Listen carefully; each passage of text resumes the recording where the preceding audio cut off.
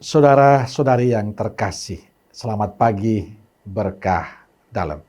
Sudah kita memberi senyum hari ini, Minggu 29 Mei 2022, hari Minggu Paskah ke-7 dan juga hari Minggu Komunikasi Sedunia. Kita awali permenungan kita hari ini dengan tanda kemenangan Kristus. Dalam nama Bapa dan Putra dan Roh Kudus. Amin. Permenungan kita diambil dari Injil Yohanes bab 17 ayat 20 sampai 26. Dan bukan untuk mereka ini saja aku berdoa, tetapi juga untuk orang-orang yang percaya kepadaku oleh pemberitaan mereka, supaya mereka semua menjadi satu, sama seperti Engkau ya Bapa, di dalam aku, dan aku di dalam Engkau, agar mereka juga di dalam kita, supaya dunia percaya bahwa Engkaulah yang telah mengutus aku. Dan aku telah memberikan kepada mereka kemuliaan yang Engkau berikan kepadaku, supaya mereka menjadi satu, sama seperti kita adalah satu.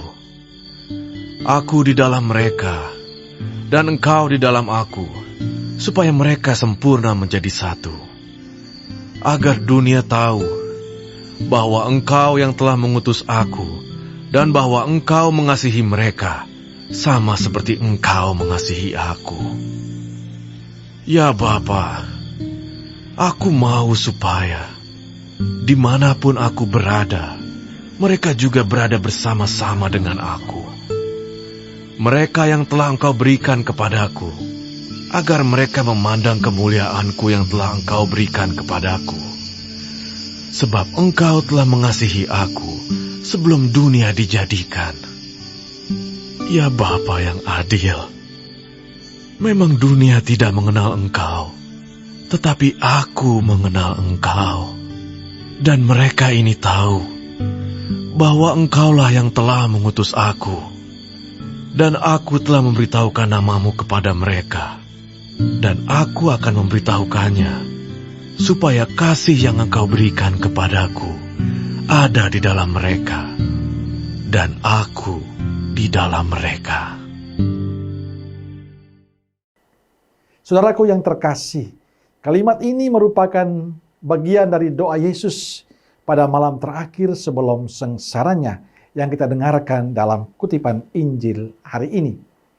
Yesus tidak hanya berdoa untuk yang hadir di sekitarnya, yakni para muridnya, tapi ia juga berdoa bagi orang-orang yang percaya bahwa Yesus, karena pewartaan yang terjadi di mana-mana, mereka semakin percaya kepada Yesus.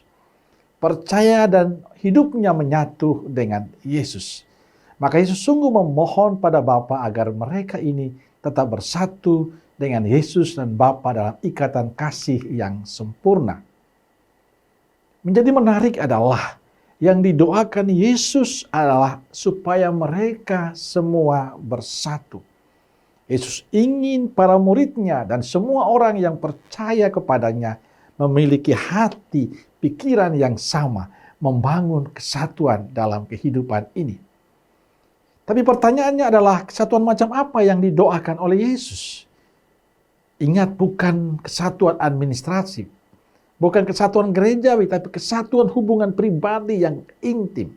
Ada relasi yang begitu terjalin dengan baik. Ada relasi yang dekat antara satu dengan yang lain.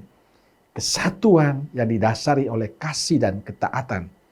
Dan inilah yang didoakan oleh Yesus, supaya orang saling mengasihi satu sama lain seperti Yesus dengan Bapanya. Saudaraku terkasih, doa Yesus ini seperti yang saya katakan tidak hanya ditujukan kepada para murid, tapi untuk kita semua, Anda dan saya, supaya kita semua bersatu dalam keluarga kita, dalam komunitas kita, dalam kehidupan bersama kita dengan yang lain. Dan kesatuan yang didambakan oleh Yesus adalah kesatuan dalam kasih dan ketaatan. Dan itu dibangun oleh Yesus dengan Bapanya. Bahwa kita membangun kehidupan seperti apa yang dibangun oleh Yesus dengan Bapanya. Dalam kasih dan ketaatan. Kita harus akui bahwa kita cenderung mengkotak-kotakan relasi kita satu sama lain. Kita lebih senang memisahkan diri dari sesama yang lain. Akibatnya kita tidak mengalami kebersamaan. Maka Yesus mengajak kita untuk membangun kesatuan. Ia tahu akan kelemahan manusiawi kita yang sangat egois, yang sering mementingkan diri, maka ia mendoakan kita supaya selalu bersatu. Saudaraku yang terkasih, hari ini juga gereja merayakan Hari Komunikasi Sedunia. Paus dalam pesannya mengatakan, mendengarkan dengan telinga hati. Dan inilah persoalan yang paling mendasar bagi kita. Karena kita sulit untuk mendengarkan orang lain. Sulit untuk menghargai orang lain. Kadang kita lebih cenderung menuntut orang lain untuk mendengarkan kita. Tapi kita sulit untuk meluangkan waktu kita mendengarkan orang lain. Baik dalam keluarga, dalam komunitas. Inilah kesulitan bagi kita. Maka Paus mengajak kita di Hari Komunikasi Sedunia ini. Belajarlah untuk mendengar tidak hanya dengan telinga kita, tapi juga dengan hati.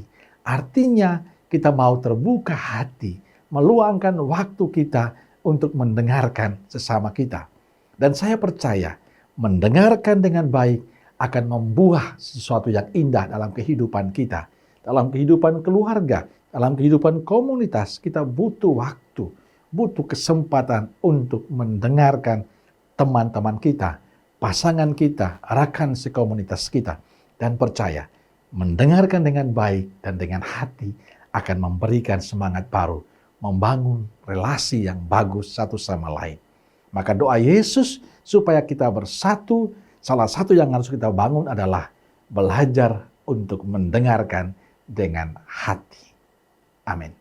Semoga Allah yang Maha Kasih memberkati saudaraku sekalian, Bapa, Putra, dan Roh Kudus. Amin. Roh Kudus Nazaret, doakanlah kami. Amin. Berkah dalam.